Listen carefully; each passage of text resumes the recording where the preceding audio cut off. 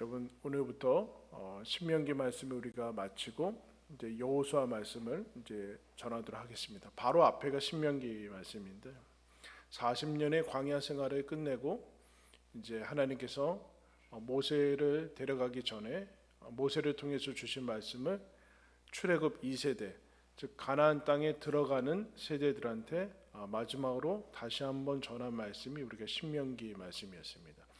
그 신명기 말씀을 모든 이스라엘 백성이 듣고 이제 드디어 무려 400년간 애굽에서 종살이하고 40년간 애굽에서 이제 그 광야의 생활을 하고 또 그 전에 하나님께서 아브라함에게 주신 그 땅을 드디어 여러분 이제 들어가는 그 장면이 이제 여호수아 말씀으로 이제 시작이 됩니다.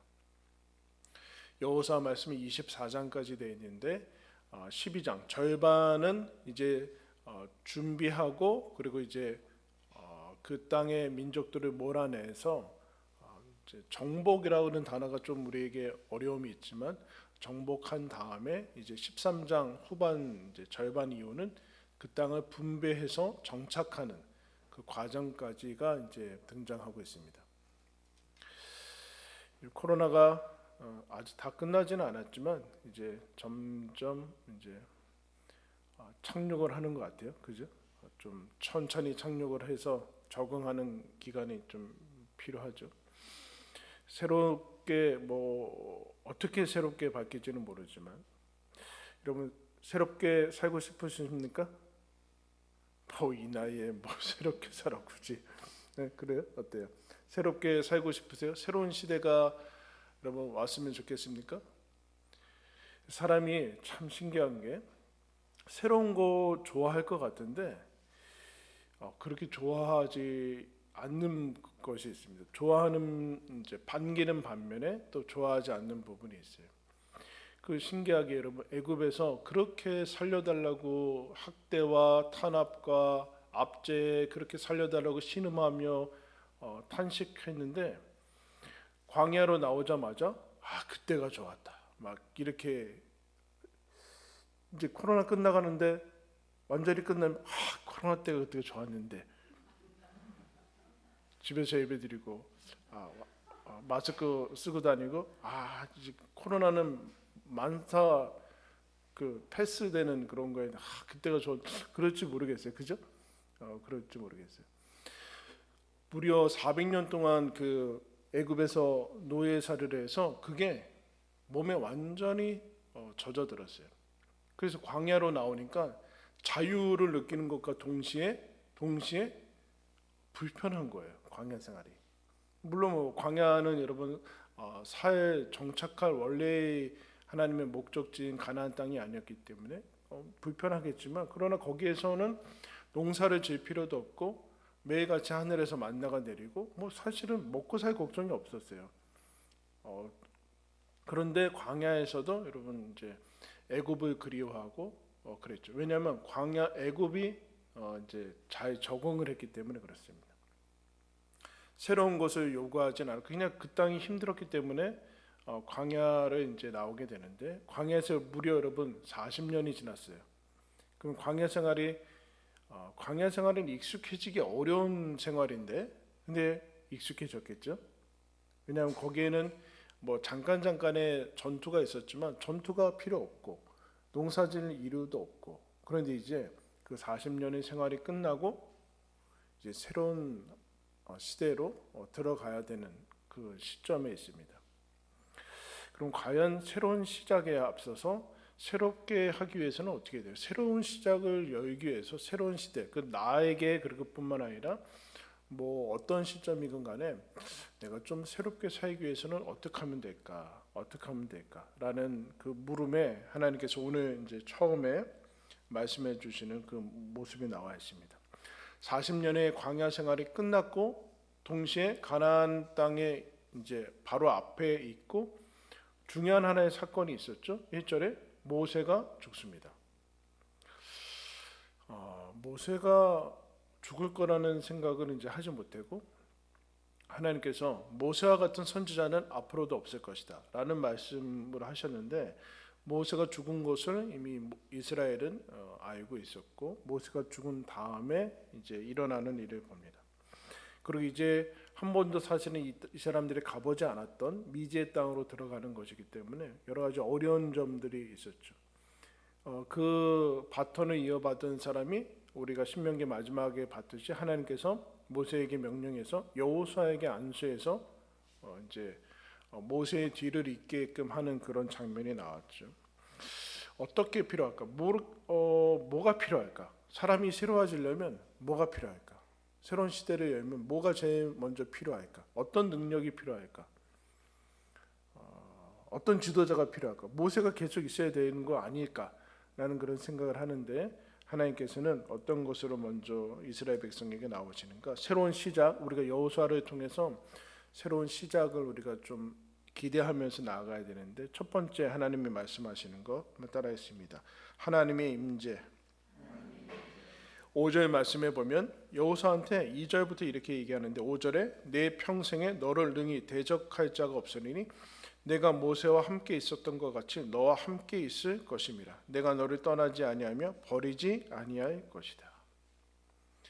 여러분, 하나님께서 여러분과 함께 하고 계심을 믿으십니까? 예. 그 부활하신 다음에 하나님 예수님의 그 공생의 다음에 제자들과 함께 이제 부활하신 다음에 잠깐 40일 동안의 부활체의 모습으로 잠깐 있었지만, 그 다음에는 예수님이 제자들과 함께 있는 방식이 바뀌었죠. 성령으로 바뀌었어요. 눈에 보이는 육체로 계시는 하나님이 아니라 성령 하나님이 오셔서 우리 안에 내주하시고 우리를 이끌어 가시는 그 방식이 이제 바뀌었는데, 하나님이 이제 하나님께서 우리는 이제 워낙 우리와 함께 하고 계신 임마누엘 되시는 예수님에 대해서 들어와서 그렇지 모르지만, 하나님의 임재는 그야말로 선물입니다. 은총입니다. 은총이라는 것이 무엇인가? 선물이라는 것이 무엇인가? 내가 노력해서 얻어내거나 획득하거나 아니면 통제하거나 그럴 수 있는 것이 아니라는 거예요. 사람이 원하면 얻어지고 언제든지 취할 수 있고 그런 것이 아니라는 거예요. 하나님의 임재는, 하나님이 우리와 함께 하신다는 것은 하나님이 그 자비와 은혜로 우리와 함께 해 주시는 것이지, 뭐 우리가 뭐 노력해서 뭐 어떻게 해서 어떻게 방법을 이렇게 간구하며 하나님이 함께 하시는 그런 거 아니다라는 거. 그러니까 하나님이 함께 하는 것 자체가 은총이고 통제하거나 강제할 수 없는 하나님의 자비에 근거한다라는 것이죠. 근데 우리가 이렇게 생각할 수 있어요. 그 하나님의 임재, 하나님이 함께 하시는 것은 누구나 여러분 하나님을 믿는 사람에게 가능한 겁니다. 근데 시중에 보면은 뭐 본인이 신이라고 하는, 내가 신이고 우주고 우리는 신과 같은 존재고 뭐 마치 모든 것이 범신론이라든가 아니면 모든 것에 언제나 하나님이 다 있어서 범죄신론이라고 해요. 그게 범신론하고 좀 다른데, 다 신이고 아니면 모든 것이 다 신의 목에 뭐가 다 스며들어 있다. 그래서 범죄신론인데, 여러분 하나님께서 모든 사람을 사랑하시고 모든 사람이 이 땅에 지금 함께 하고 계시죠. 그런데 그런 개념이 아닌 것이죠. 누구와 함께 하고 있다, 함께 살아가고 있는 것은 하나님을 믿는 모든 하나님의 자녀들에게 허락된 은총입니다.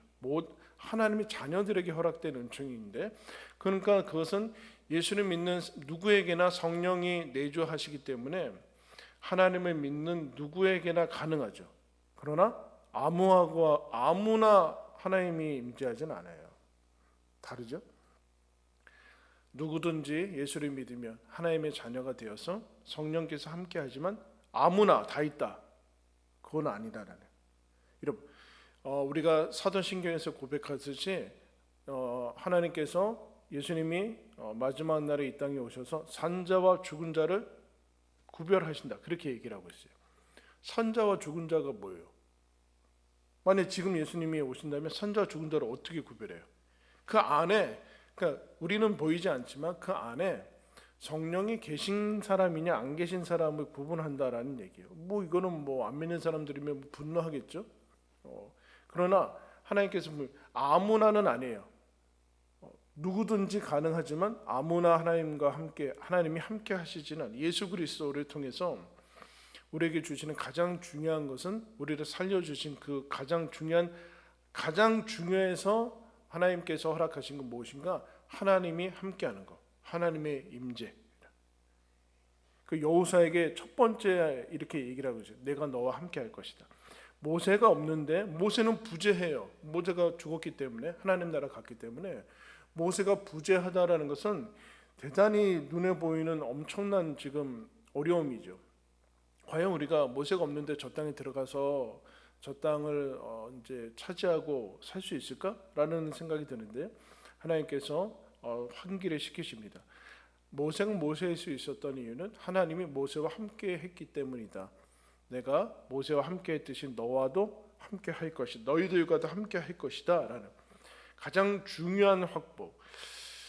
이게 우리가 이 하나님의 임재를 너나 나나 다 하나님이 함께 하는 거 아닌가 라는 식으로 가는데, 이게 제일 중요한 거예요. 새롭게 뭔가가 새로워지려면 하나님이 우리와 함께 한다는 사실을 명확하게 인지하고 믿어야 된다라는. 출애굽기에 이제 광야 시절 여정에 이스라엘에게 어려움이 있었죠. 출애굽한 다음에 얼마 되지 않아서 이스라엘이 모세가 하나님께 십계명 받으러 올라가서 40일 40주야를 금식하면서 하나님 앞에 있을 때 밑에는 어떤 일이 일어납니까? 아론, 대제사장 아론이 앞장서서 이스라엘 백성이 우상을 하나 만들어내요. 금송아지를 만들어내요. 그러면서 이 금송아지가 우리를 애굽에서 인도하여낸 여호와다 이래 버렸어요. 금송아지다 그런 게 아니라, 다른 신이 아니라 이 금송아지가 우리를 애굽에서 인도해낸 여호와다라는 바람에 모세가 내려오면서 돌판 다 깨트려 버리고, 첫 번째 하나님께서 심판한다고 그럴 때 모세가 이런 얘기를 하죠. 하나님 참아 주시고, 우리가 하나님의 은총을 입었다는 그것이 무엇입니까? 하나님, 우리가 하나님의 백성이 구별되는 것이 무엇입니까? 용서해 주시고, 그래서 하나님께서 다 쓸어버리고 너만 데리고 다른 백성을 만들겠다 그러니까 차라리 저도 지워 주십시오. 그렇게 얘기하지 않습니까? 그 33장에 출애굽기에 이렇게 얘기해요. 모세가 여호와께 아뢰되 주께서 친히 가지 아니하시려거든 우리를 이곳에서 올려보내지 마옵소서. 나 너희들하고 이제 가지 않으련다. 그러니까 그러려면은 우리도 안 가겠습니다. 그러면서 나와 주의 백성이 주의 목전에 은총 입은 줄을 무엇으로 알리이까? 주께서 우리와 함께 행하심으로 나와 주의 백성은 천하 만민 중에 구별하심이 아니니까. 그럼 우리는 이게 마음 잘 보세요.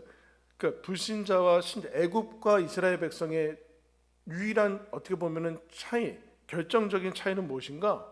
애굽이 지금 더 잘 살아요. 애굽이 세계 최고의 문명 안에서 살고 있거든요. 이스라엘은 노예였어요. 그리고 광야, 집도 교회도 없는 여기로 왔는데 하나님이 뭐라고 하는가? 너희들과 저 애굽 사람의 구별 때문에 어떻게 되는가? 모세가 알아차리고 있어요. 하나님이 우리와 함께 하시는 것이 우리가 구별된 백성의 중요한 것 아닙니까? 우리는 이게 싫죠. 다른 것으로 구별해 줬으면 좋겠는데 하나님께서 이 모세를 통해서 알려주죠. 이게 지금 언제입니까? 모세가 하나님 우리와 함께 가셔서 함께 가셔야 되지 않습니까? 우리가 구별된 백성의 가장 중요한 복이 하나님이 우리와 함께 하는 것 아닙니까? 라는 것을 이스라엘이 가장 치명적인 우상 숭배와 실패와 타락 다음에 요구하고 있어요. 모세가 무슨 얘기냐? 여러분, 이거 우리가 인간이 타락한 다음에 근본적으로 가지고 있는 두려움이 뭐냐면은 하나님도 내가 잘못하거나 내가 심각한 죄악을 저지르면 나 버릴 거라는 그 두려움이 있어요. 그래서 여러분 뭐 좀만 어려운 일 생기면 내가 뭐 잘못했나? 그럼 그러잖아요. 그럼 막 열거하고 뭐 좋은 거예요. 그래서 이제 벗어나면 좋은 거예요. 내가 뭐 잘못했나? 하나님이 나 떠나는 거 아닌가? 다윗도 여러분 이렇게 얘기해요. 밧세바 사건 이후에 뭐라고 기도해요? 주의 성령을 거두지 마시고 이렇게 기도해요. 진짜로 그렇다는 것이 아니라 하나님께서 이스라엘 백성을 뭐라고 그래요? 그래서 여호수아한테 내가 너를 떠나지 아니하고 버리지 아니할 것이다. 무슨 얘기예요? 하나님의 임재는 우리의 노력뿐만 아니라 우리의 선함, 잘함에 좌우되는 것이 아니라는 거예요. 그러려면 하나님이 아예 처음부터 하나님이 함께 하겠다라는 걸 얘기하자. 하나님의 임재는 조건부가 아니라는 얘기예요. 그냥 조건이 걸리면 여러분 어떨 것 같아요? 잘할 것 같죠? 너 잘못하면 이렇게 되고 내가 떠나고 잘하면 이렇게 같이 있겠다 그러면 우리가 열심히 그 분발해서 동기부여가 돼서 잘할 것 같으면 사실은 그렇지 않아요. 여러분. 언제나 사람은 타락한 이후에 자폭하는 습성이 있기 때문에 잘하다가도 그런 게 걸려있으면 자폭해 버립니다. 실패를 선택해요. 그래? 하나님 나랑 같이 안 한다고? 그래 나 그러면 그렇게 해서 그렇게 가버려. 근데 하나님이 그걸 없애버리셨어요. 내가 너를 떠나지 아니할 것이다. 버리지 아니할 것이다. 어떻게요? 최악의 상황에서 내가 너를 버리지 않아. 너가 나를 버리는 한이 있어도 나는 너를 버리지 않는다. 그런 얘기를 하고 있어요. 너는 그것이 가능할지 모르겠는데 나는 너희들을 버리지 않는다. 즉 하나님의 임재가 계속될 것이라는 이 은총을 얘기를 해주고 있어요. 이게 새로운 시작의 가장 중요한 거예요. 하나님이 나와 함께하고 있다. 하나님이 나와 함께하신다. 나랑 함께하는데 이 모양이란 말이야. 그 하나님이 우리와 함께하신다라는 사실을 그 은총을 이제 처음에 확인하고 들어가야 돼요. 왜냐하면은 가나안 땅에는 여러분 지금 진공 상태의 그냥 미지의 그냥 허허 벌판에 들어가는 게 아니라 이미 이 이스라엘 백성보다 모든 군사력과 무기와 이미 문명을 갖추고 있는 그 땅에 들어가는 겁니다. 그러니까 이스라엘은 아무것도 아닌 그 텐트 가지고 살았던 그 백성이 지금 들어가는 건데 하나님이 새로운 시대를 열기 위해서는 새로운 능력과 모든 경제력과 아니면 과학기술과 그런 것으로 새롭게 들어가지 않고 하나님의 임재를 믿고 하나님의 임재가 나와 함께 한다는 사실을 믿을 때만이 새로운 시대를 열어갈 수 있다. 그 얘기를 지금 여호수아한테 해주고 있죠. 그러면 그것을 구체적으로 어떻게 실현할 것인가? 새롭게 시작하기 위해서 내가 새롭게 살기 위해서는 어떻게 될까? 어떻게 하면 될까? 라고 할 때 한번 따라하겠습니다. 하나님의 말씀 7절 말씀 보시면 오직 강하고 극히 담대하여 나의 종 모세가 내게 명령한 그 율법을 다 지켜 행하고 우로나 좌우로나 치우치지 말라. 그리하면 어디로 가든지 형통할 것이다. 여러분 하나님의 말씀이 가까우면 이게 우리들한테 가장 새로워지는 것이죠. 근데 하나님의 말씀이 나랑 이제 멀리 떨어져 있으면 그게 지금 결국에는 세상과 가까운 증거 중에 이제 하나라고 얘기해요. 그럼 뭐라고 하는가? 너는 율법을 다 지켜 행하라. 지금 누구한테 얘기하는 거예요? 여호수아한테 얘기하는 거예요, 여러분. 여호수아는 모세의 최측근 바로 옆에서 보좌하면서 했던 사람이거든요. 근데 여호수아 어떻게 보면 40년간 모세를 봐왔던 어떻게 보면 전문가 중에 전문가인데 이 여호수아한테 율법을 다 지켜 행하라. 그리하면 형통할 것이다. 라는 말씀을 전해요. 그러면 율법을 다 지키기 위해서 어떻게 해야 되는가? 친절하게 하나님께서 얘기를 해줘요. 8절에 이 율법책을 내 입에서 떠나지 말게 하며 그때는 여러분 모든 사람에게 성경이 책으로 주어진 게 아니라 듣고 말하는 게 말씀은 여러분 그래서 사실은 하나님의 말씀은 듣는 거예요. 읽는 게 아니라 감각이 좀 달라요. 감각. 그럼 읽으면 안 되냐? 그 얘기는 아니죠. 듣는 거예요. 듣는 거. 귀로 들을 뿐만 아니라 이제 말씀을 이제 받는 그러니까 우리는 눈으로 읽는 거에 이제 지금 익숙해진 사회를 살고 있는데 그 얘기를 하는 거예요. 지금 오늘날로 얘기하면 너 입에서 떠나지 말고 네 눈에서 떨어뜨리지 말아라 라는 얘기를 하고 그게 첫 번째 단계고 그 다음에 주야로 묵상하라. 그럼 아침 저녁으로 읽으라 그런 얘기가 아니라 하나님 말씀 가운데 젖어 있으라 그 얘기를 하는 거죠. 그 다음에 거기에 기록된 것은 다 지켜 행하라. 동일한 반복이 나오고 있어요. 그리하면 내 길이 형통할 것이고 내가 형통하리라. 하나님의 임재를 어떻게 계속 그러면 하나님이 나와 함께 하시는 것을 우리가 세상에 살다 보면은 그 땅에 들어가서 애굽뿐만 아니라 그리고 그 땅에 들어가면 하나님이 없어요, 여러분. 다 바알, 아세라, 무슨 온갖 모든 우상들이, 여호와는 없어요. 거기 새겨진 게 없어요. 왜냐하면 여호와는 뭐 우상 그 조각으로 새겨놓으라고 하지 않았거든요. 그러니까 거기는 다 이방 신상들밖에 없는데, 그게 여러분 계속되고 그러다 보면은 하나님이 계신 거 맞아? 우리와 함께 계시나? 하나님이 계시긴 계시는가? 별 생각이 여러분 다 되죠. 그때 우리의 믿음을 지키기 있고 하나님의 임재를 계속해서 우리가 하나님이 임재하는 거는 확실한 그 약속인데, 그것을 우리가 계속해서 믿어 나가기 위해서는 하나님의 말씀에 집중해야 된다는. 새로운 시대가 열릴 때는 언제나 중요한 특징이 있는데, 성도들이 하나님의 말씀에 여러분 심취합니다. 이거는 언제나 변함이 없어요. 창세기부터 언제서부터 요한계시록 교회사를 보세요. 하나님께서 역사하실 때 그 교회와 성도의 특징이 무엇인가? 하나님의 말씀을 붙들기 시작합니다. 읽기 시작하고, 그 말씀이 하나님의 진리인가 묵상하고, 그 말씀에 파고 들어가는 게 중요한 특징 중에 하나예요. 그럴 때 새로운 시대가 와요. 그걸 여러분 부흥이라고 하죠. 부흥이라고. 하나님의 말씀이 하나님의 말씀으로 들리는 거. 하나님의 말씀으로 들릴 거. 그럼 우리는 여러분 하나님의 말씀을 믿으니까 귀하로 묵상하고, 그리고 하나님의 말씀을 끊이지 않으려고 노력하는 거. 그것을 이제 여호수아한테 얘기를 해주고, 여호수아만 얘기. 근데 여러분 신앙인들이 앞에 하나님께서 먼저 얘기한 건 뭐예요? 내가 너와 함께 할 거다. 그 다음에 율법이거든요. 근데 이스라엘이 나중에 가면은 어떻게 돼요? 하나님의 임재는 사라지고 율법만 남아요. 그럼 무슨 생각인가? 무슨 소린가? 하나님의 율법, 이 기록된 율법만 내가 지도만 가지고 있으면 잘 살 수 있다라는, 내 노력만 하면은, 내 지식과 노력과 규칙을 준수하면은 잘 살 수 있거라는 착각을 가지게 됩니다. 지도만, 로드맵, 지도만 잘 가지고 있으면 얼마든지 잘할 수 있다라. 그럼 근거는 하나님의 임재가 아니라 나잖아. 내가 뭐 이렇게 하면 되는 거예요. 근데 여러분 지도만 있어서 어떻게 갈 수 있어요? 눈이 떠져야지 갈 거 아니에요. 눈이 있어야지.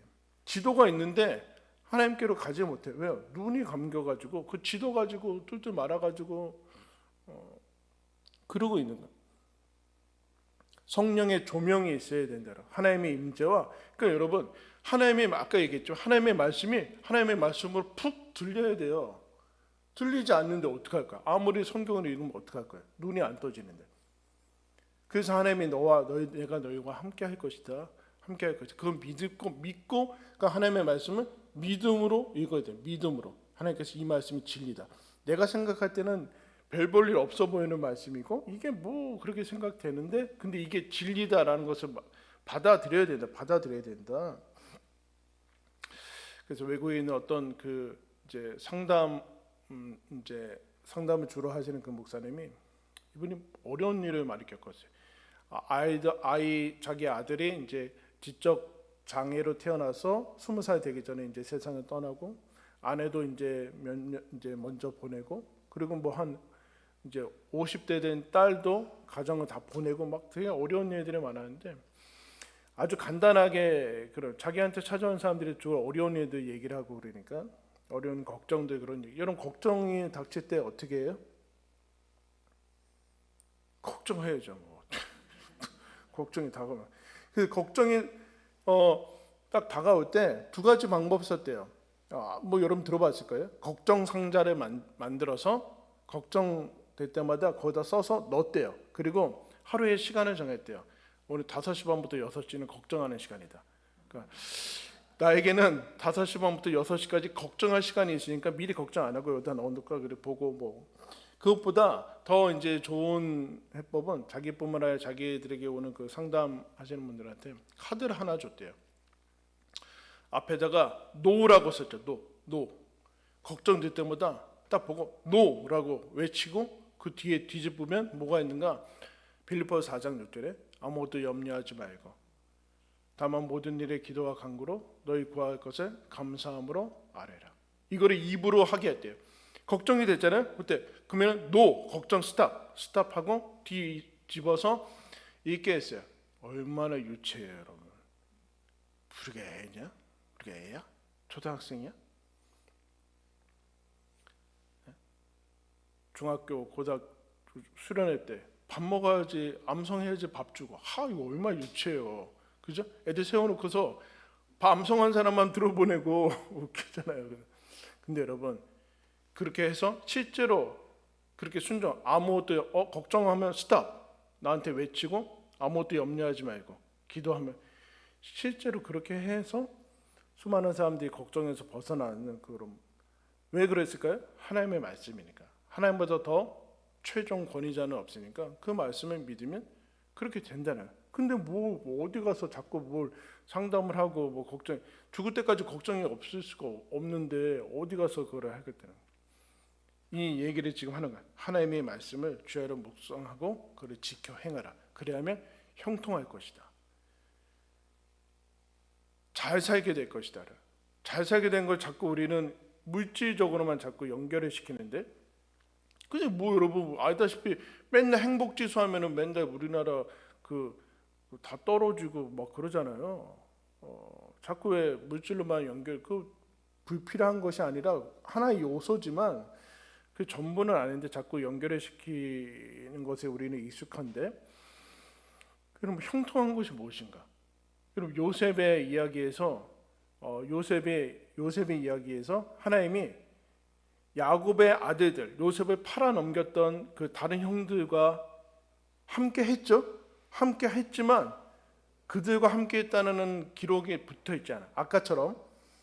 근데 요셉이 옥에 가고 잡혀가고, 그때 뭐라고 하는가? 옥에서 그 고난의 시간을 보낼 때 여호와께서 요셉과 함께 하심으로 형통했다.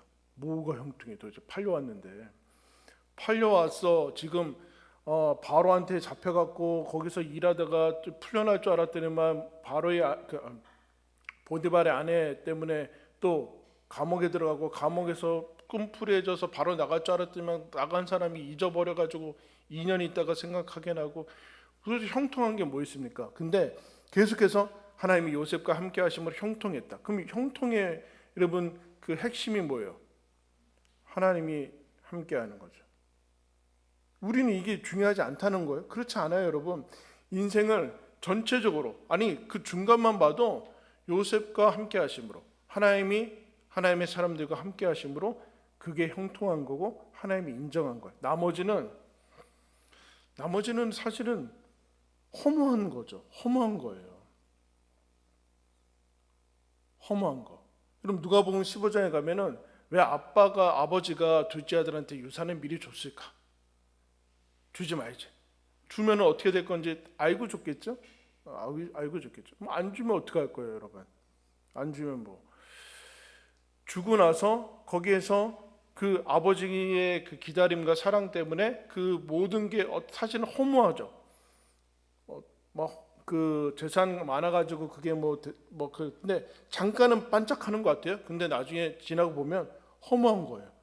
창피한 거죠. 스스로 후회할 것이에요. 근데 아버지의 사랑이 있어서 그 실패가 되지 않는 것은 하나님의 사랑 때문에 그렇게 된 거지, 사실은 하나님이 함께하지 않은 그 시간은 허무한 거고 기억할 수 없는 그런 모습들이 나옵니다. 내가 너희들과 함께할 것이다. 하나님이 말씀과 함께, 내가 너희들과 함께할 거니까 너도 내 안에, 너희들 안에, 내 안에, 내 말씀 안에 들어와서 하나님의 인정과 형통함, 하나님이 가시는 걸어놓으신 그 길들을 한번 걸어봐라. 여러분, 그런데 세상에서 들어가면 아세라 모든 7 족속이 하나님 안 믿고 하나님 없고 하나님 안 믿는 상태에서도 잘 사는 것 같고 그렇게 가는데 여러분 흔들리겠죠. 그래서 제일 지금 여호수아한테 하나님께서 계속해서 강조하는 게 무엇인가? 9절 말씀 보겠습니다. 우리 9절 우리 다 같이 한번 읽을까요? 시작. 내가 내게 명령한 것이 아니냐. 강하고 담대하라. 두려워하지 말며 놀라지 말라.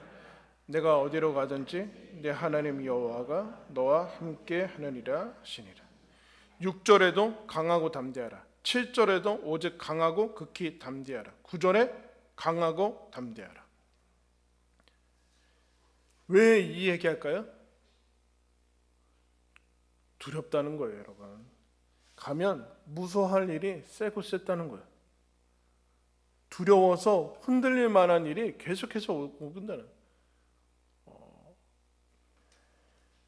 놀라고 두렵고 두려워하지 말면 놀라지 말라. 너 놀라워서 불안해하고 두렵고 너를 떨게 하고 공포에 사로잡히게 하고 내가 정말 이렇게 살아도 될까? 하나님의 말씀대로 살아도 되나? 그래서 이때 태어나나 지금하고 아무 뭐 어디가 더 좋지는 않아요. 성경대로 살면은 하나님의 말씀대로 살면은 이 땅에서 망해. 이런 그 마귀가 뿌려놓은 씨앗이죠. 근데 우리는 자꾸 그런 것 같아요. 즉 그 얘기하는. 그래서 왜 이야기 여호수아한테까지 얘기하는가? 너 들어가면은 무시무시한 일들이 많을 거다. 하나님이 과연 계신가? 하는 게 계속해서 생각이 들 거다. 내가 이게 맞나? 내가 혼자 멍청한 짓 하는 거 아니야? 이렇게 살아도 되는 건가? 하나님의 말씀이 정말 진리가 맞나? 그게 수없이 들을 거다. 그때 너 강하고 담대해야 된다. 담대해야 된다. 하나님의 이 강하고 담대한 것은 어떻게 생길 수 있어요? 앞에서 얘기했죠.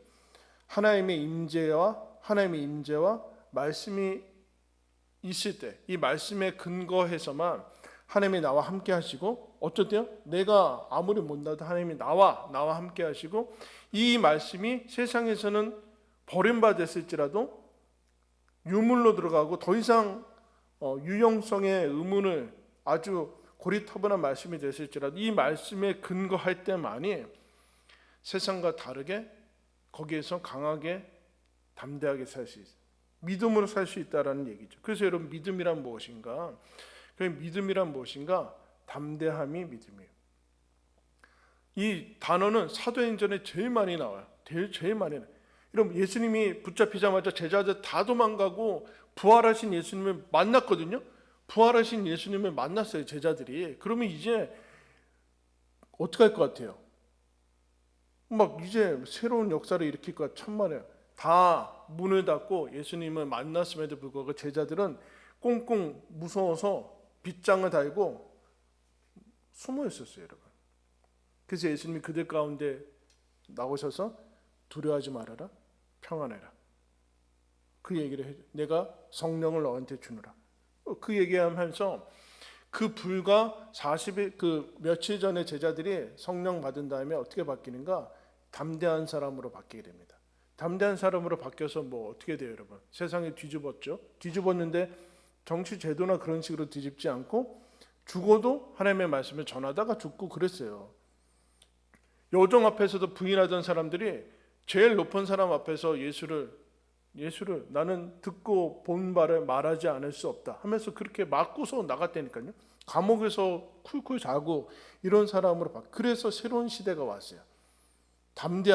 담대함의 시대들이 이제 오게 된 거죠. 하나님의 임재와 하나님의 말씀이 진리구나. 우리도 믿지 못해서 더디 믿는 자들이라고 예수님이 부활하신 다음에 제자들한테 꾸중하시는데 이 말씀이 진리구나 라고 믿을 때만이 담대할 수 있어요. 이거 없으면은 만용이 있죠. 만용. 그죠? 용기는 여기에서만이 여기에서만. 그렇지 않으면 낙담하게 될 것이다. 여러분 만약에 여호수아가 낙담하면 이제 이스라엘 백성은 아무것도 안 되는 거. 통로가 왜곡이 되고 축소되면 이스라엘 백성은 못 가는 거예요. 40년 전 꼴 나는 거예요. 가데스 바네아에서 못 가겠습니다. 라는 꼴 나는. 근데 여호수아가 담대하고 단호하게 하나님의 말씀이 진리다. 하나님의 말씀이 진리다라고. 내적으로, 외적으로는 가나안 7 족속이 있어서 끊임없이 위협하고 또 유혹할 것이고, 그러면 흔들리게 되죠. 내적으로는 내 자신의 연약함과 회의와 의심과 이게 맞나? 하나님 크리스천으로 살아가는 게 이게 정말 진리 맞는가? 절대 진리 맞는가? 라는 수없는 그 도전 앞에서 너희들 두렵고 놀라게 될 것이다. 그때 제일 중요한 품성은 무엇인가? 하나님의 임재와 말씀의 뿌리를 깊이 내린 그것을 의지하는 담대함이다. 담대함이다. 아니면 이 담대함이 없으면 어떻게 될까요? 타협하겠죠. 점점 굴복하고 결국에는 타협하면 타락하게 되죠. 세상과 동일시될 거예요. 우리는 이게 싫을지 모르지만 그러나 그렇게 될 거예요. 동일시되고 타협해서 어렵게 되고 그때 믿음의 자세를 굳게 잡아야 된다. 예수님이 제자들한테 십자가 나 이제 하나님 아버지께로 간다. 그러면서 이런 얘기를 합니다. 보라 너희가 다 각각 제 곳으로 흩어지고 나를 혼자 둘 때가 올 것이다. 이거 제자들 십자가 질 때예요. 다 도망갈 것이다. 그러나 나는 혼자 있는 것이 아니라 아버지께서 나와 함께 계신다. 다 떠나도 나와 하나님께서 함께 하신다. 그러면서 이렇게 얘기해요. 이것을 너희에게 이르는 것은 너희로 내 안에서 평안을 누리게 하려 함이라. 세상에서는 너희가 환난을 당하나 담대하라. 내가 세상을 이기었노라. 담대해라. 예수님이 세상을 이겼다. 이 길이 승리의 길이다 라고 우리를 초대해 주고 계십니다. 그때만이 새로운 시대를 열어갈 수 있어요. 하나님이 우리와 함께 하고 계시고 하나님의 말씀이 진리라는 그 사람들, 그 공동체, 그 영혼을 통해서만이 새로운 시대가 열리게 돼요. 다른 것은 전혀 새롭지 않아요. 환경이나 어떤 기기들이 새롭게 와서 새로워지지 않고 가장 새로운 것, 언제나 새로운 것이 무엇인가? 하나님의 임재와 하나님의 말씀만이 새롭고 가장 강력한, 가장 확실한 새로운 시대에 열어가는 나를 새롭게 하는 길이다. 가장 인생을 잘 사는 길이다 라는 것을 확인시키시면서 하나님께서 그 땅을 들여보내줍니다. 여러분 여호수아를 시작하는데 하나님께서 우리에게도 나에게도 새롭게 새로운 시대를 열어가실 것이다 라는 기대와 함께 하나님이 나와 함께하고 계시고 하나님의 말씀에 다시 한번 깊이 사모하는 심정으로 나아가서 우리와 우리 가정과 우리 교회 공동체가 새로워지는 그런 출발이 되기를 예수님의 이름으로 축원합니다.